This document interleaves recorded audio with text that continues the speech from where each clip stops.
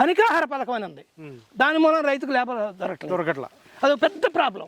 దాన్ని ఏం చేయాలి మీరు? సెంట్రల్ గవర్నమెంట్ కానీ పనికాహార పథకం పెట్టండి, పని లేని వాళ్ళకి కల్పించండి.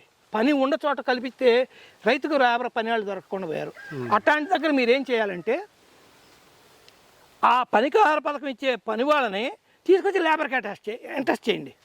అప్పచెప్పండి. ఇప్పుడు మా ఊర్లో అమీర్పేట ఉంది. అమీర్పేట గ్రామంలో పనికాహార పథకం కింద కొంతమందికి ఇది ఇస్తున్నారు. నాలాంటి రైతులు ఉంటారు, నాకేమని కాదు, నాలాంటి రైతులు ఉంటారు. ఆ రైతు ప్రకృతి వ్యవసాయం చేసే రైతులకి ఇవ్వండి, అప్పచెప్పండి.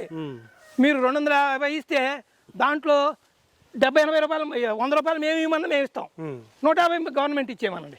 ఇస్తే ఆ విధంగా చేస్తే బాగా లేబర్ దొరుకుతారు. లేబర్ దొరకని పరిస్థితి ఉండదు. ఇప్పుడు మీరు పనికాహార పథకాన్ని పెడితే మాకు ఎవరు లేబర్ దొరకట్లా, చాలా బాధపడాలి. అందుకని నేను కూరగాయలు వేయను. నేను చాలా మధ్యలో ఈ పళ్ళ చెట్ల మధ్య కూరగాయలు కూడా వేసుకోవచ్చు. ఎక్కడ ఎండ పడుతుందా, ఎక్కడ గాలి ఉంటే కూరగాయలు కూడా వేసుకోవచ్చు. కానీ ఏం చేయట్లేదు నేను, ఎందుకంటే లేబర్ ప్రాబ్లం అదనమాట. సో మీరు ప్రకృతి వ్యవసాయం కనుక చేస్తే తక్కువ ఖర్చుతో అద్భుతమైన ఫలితాలు ఉంటాయి.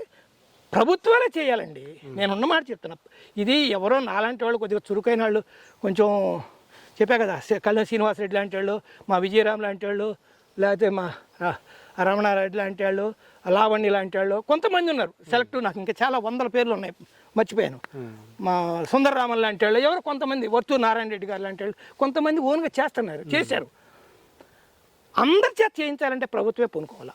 ఇప్పుడు నేను చెప్తున్నా, 9-10 ఏళ్ళ నుంచి చెప్తున్నా కొంత వేల మందిని మార్చగలిగా.